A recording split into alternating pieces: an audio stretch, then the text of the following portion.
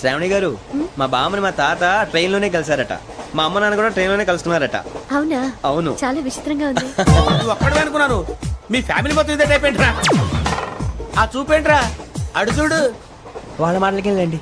నేను కూడా నా జీవిత భాగస్వామిని ట్రైన్ లోనే కలుసుకుంటానని జేసీ గారు చెప్పారు. ఆయన ఎవరు?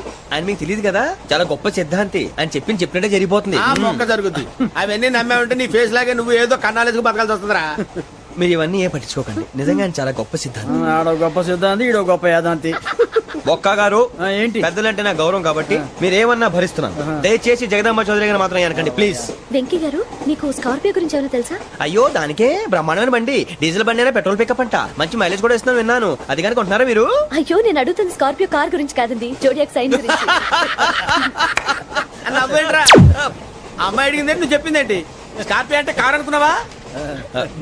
మీ సైన్ ఏంటండి? నాది